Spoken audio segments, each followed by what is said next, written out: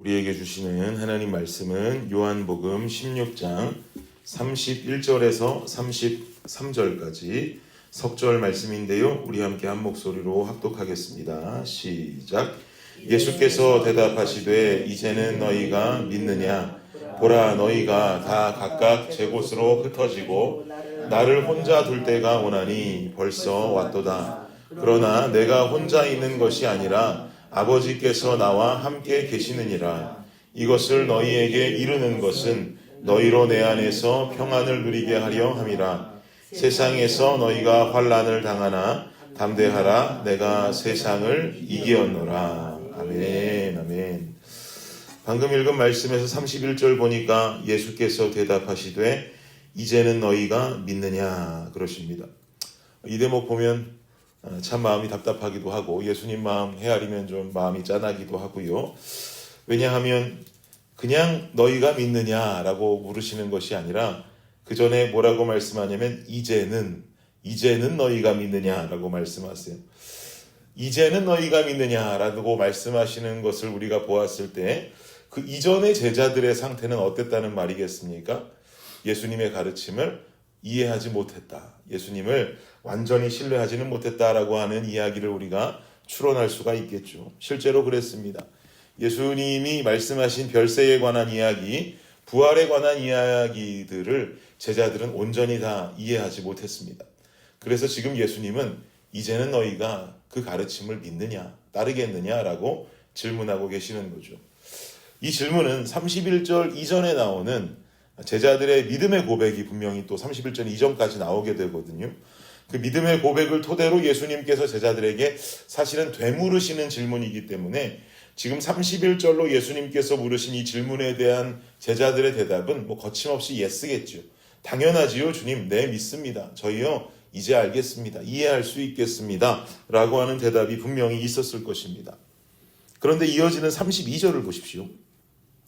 예스라고 하는 제자들의 대답 가운데 주님께서 뭐라고 말씀하시는가? 시작.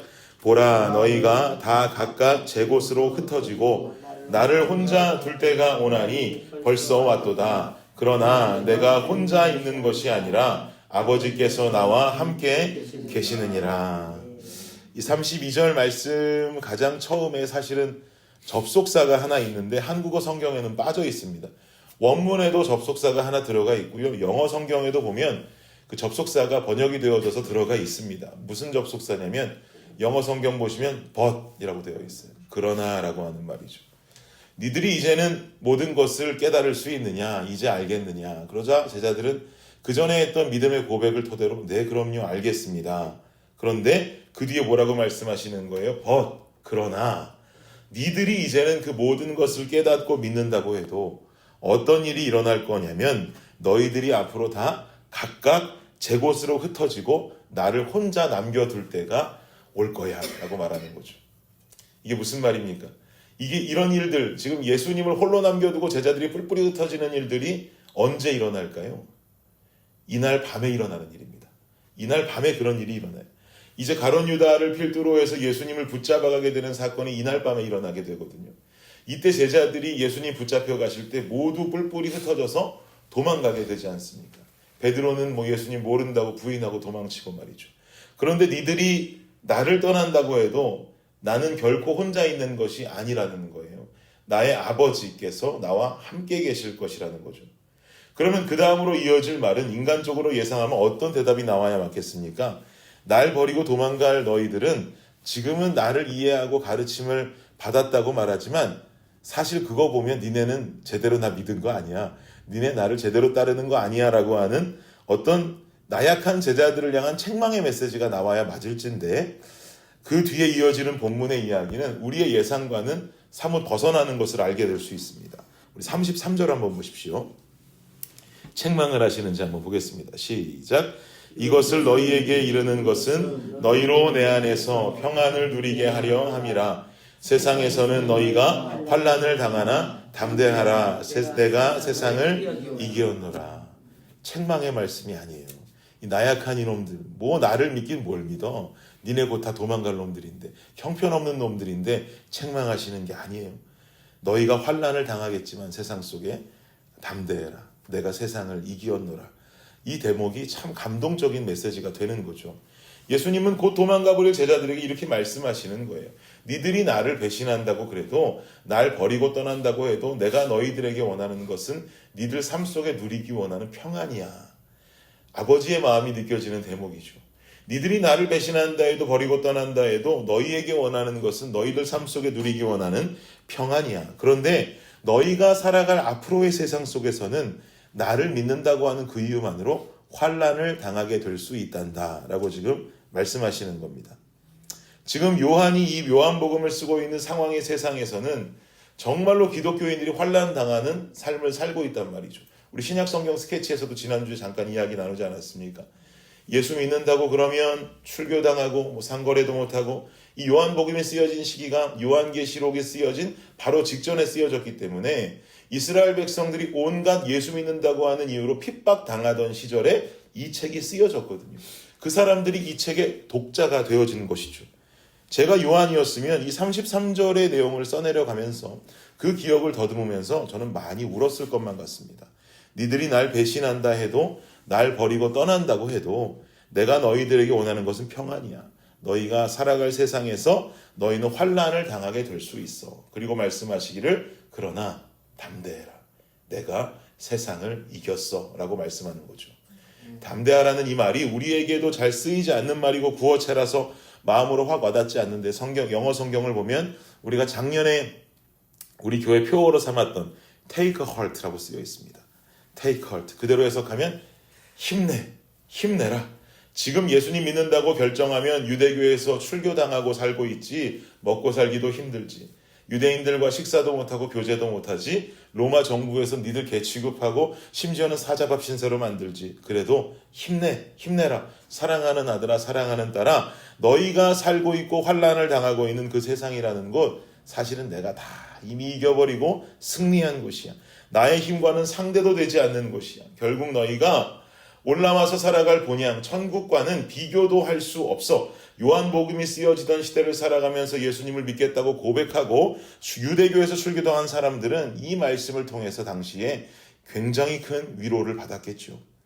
또 너희들 모두 다 곧 도망가 버릴 것이라고 이야기를 들었던 제자들, 그리고 연이어서 세상에서 환난을 당하나 담대하라고 명하시는 하나님의 마음을 당시의 제자들은 또다시 이해하지 못했을 것입니다.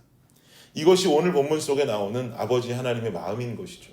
자신에게 실망스러운 모습을 안겨줄 제자들을 향해서 그럼에도 불구하고 책망하는 것이 아니라 힘낼 것을 권면하고 내가 지켜주겠다는 약속을 주시는 예수님의 이 마음, 그리고 당시 요한복음이 지필되던 시대상을 살아가던 유대교에서 출교당한 개신교도들을 향해서 끝내 내가 끝까지 너희들을 지켜줄게라고 말씀하시는 이 마음이 바로 자녀된 우리를 향한 하나님 아버지의 마음이다 이 말입니다. 그러면 이런 아버지의 마음에 대처하는 자녀된 우리의 모습은 어떠면 좋겠습니까? 우리 다시 한번 32절 말씀 보십시오.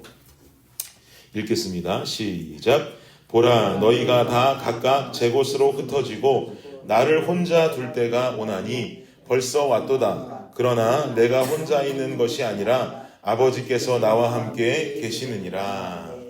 담대하라, 내가 세상을 이겼노라, 그러니 평안해라 라고 하는 예수님의 따뜻한 메시지 이전에 나타나는 제자들의 어떤 모습들은 예수님 버리고 떠나는 일들이었습니다.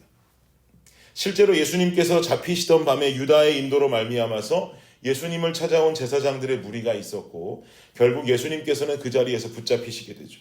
이때 예수님이 잡히시던 상황에 제자들의 실제 모습은 어땠는가? 마가복음 14장 50절에서 말하기를 제자들이 다 예수를 버리고 도망하니라 라고 나옵니다. 오늘 본문에 나오는 예수님의 예언대로 제자들은요 모두 다 예수님 버리고 도망가 버립니다. 그날 밤에요. 심지어 베드로도, 수제자라고 불리웠던 예수님의 제자인 베드로도 예수님 모른다고 부인하잖아요. 이 모습을 보면 예수님을 따르던 제자들의 실망스러운 모습이 우리는 참 한심하기 짝이 없어 보이지만 우리의 모습을 함께 돌아보면 사실은 우리의 모습도 크게 다를 것이 없다는 것을 느끼게 되죠. 나의 신앙의 고백은 예수님을 안다 말하고 믿노라고 말하고 심지어 예수님 사랑한다고 찬양하면서 우리도 살아가지만 세상의 상황들과 환경들 속에 예수님 잊으며 살아가게 되고 또 때로는 예수님 등한시하며 살아가게 되는 우리의 모습을 우리는 발견할 때가 있지 않습니까? 우리도 이렇게 부족한 주님 자녀들이란 말이죠. 그러면 우리에겐 이렇게 부족한 자녀들이니 소망이 없는 것일까? 저는 이어지는 구절을 통해서 부족한 제자들과 오늘을 살아가는 부족한 우리들에게 비춰지는 한 줄기 소망의 빛을 발견합니다. 마가복음 14장 54절을 제가 읽어드릴게요.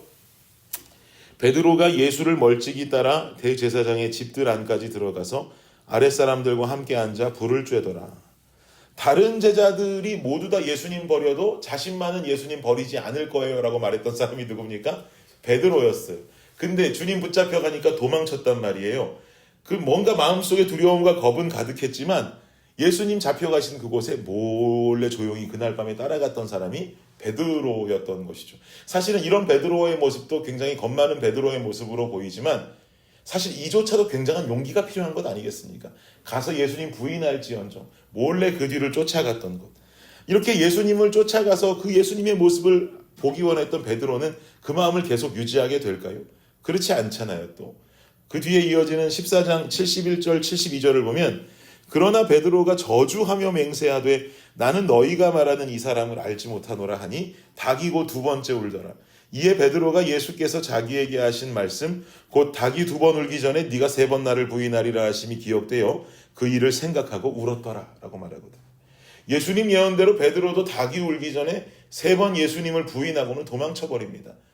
그 뒤까지 쫓아갔었는데 그 뒤에 부인하고 도망간단 말이죠. 뭔가 예수님을 몰래라도 쫓는 그들의 모습을 보면서 소망을 느끼지만 베드로의 모습을 보면서 소망을 느끼지만 결국 또 도망쳐버리는 나약한 모습도 우리는 발견하게 됩니다. 그런데 여러분 잘 생각해 보세요. 예수님께서 그 뒤에 죽으시고 부활하시고 성령이 강림하시고 나자 여기 나온 이 베드로의 모습이 어떻게 변합니까? 목숨 걸고 복음 전하는 복음의 전도자로 변하죠. 복음서 이후의 초대교회사를 보면 사도 바울과 베드로 없이는 초대교회를 논할 수 없게 됩니다. 사도행전의 주인공을 꼽으라고 한다면 바울과 베드로를 동시에 꼽을 수가 있겠죠. 그만큼 예수님 승천 이후에 초대교회사에서 가장 중요한 인물로 대두되는 사람이 베드로입니다. 사랑하는 여러분, 우리가 여기서 알아야만 하는 중요한 사실이 뭐냐면요. 우리가 삶을 살면서요. 예수 믿고 넘어질 수 있어요. 넘어질 수 있고 쓰러질 수 있고요. 때로는 주님 모른다고 도망칠 수 있어요. 그러나 우리가 삶 속에 넘어지고 도망가는 일보다 더 중요한 건 뭔지 아십니까? 성령의 충만케 하심으로 다시 오뚜기처럼 일어나는 신앙인 줄을 믿습니다. 아멘. 하나님의 자녀로 살게 되니 죄와는 상관없는 삶 살아가지 않잖아요. 모든 것 다 끊고 정결하게 살아가지 않잖아요. 하나님의 자녀임을 나의 신앙으로 고백하고 선포한다고 그래도 여전히 나를 찾아오는 사단의 유혹과 죄의 유혹이 있고 그 유혹으로 인해서 넘어지고 자빠지고 하는 인생들을 살아가게 되더란 말이죠.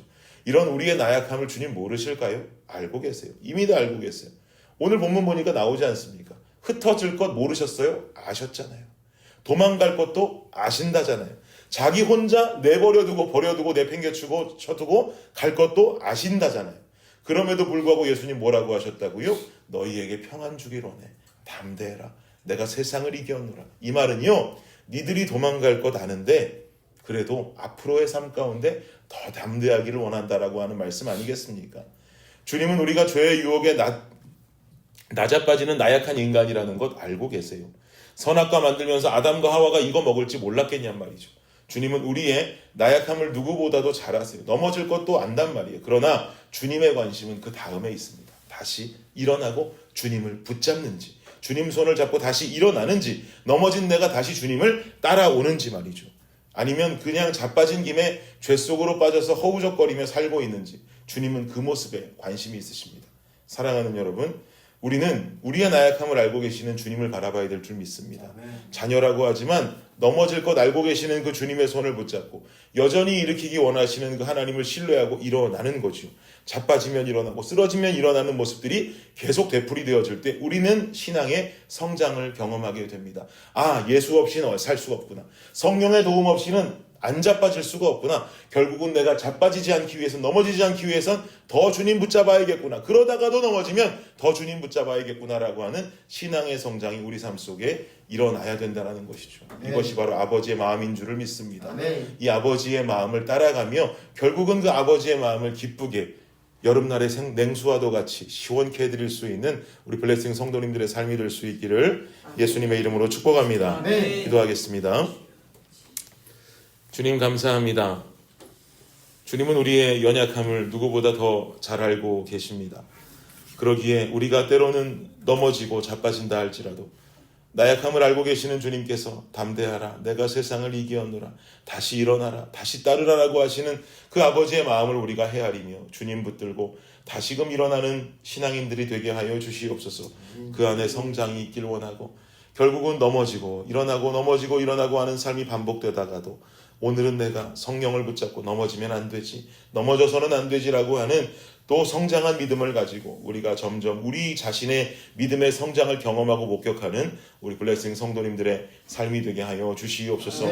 그리하여서 넘어지는 삶보다는 승리하는 삶으로, 승리하며 주님의 마음을 여름날의 시원한 냉수와도 같이 시원하게 만들어 드릴 수 있는 우리의 삶이 되게 하여 주시옵소서. 감사합니다. 예수님의 이름으로 기도드립니다. 아멘.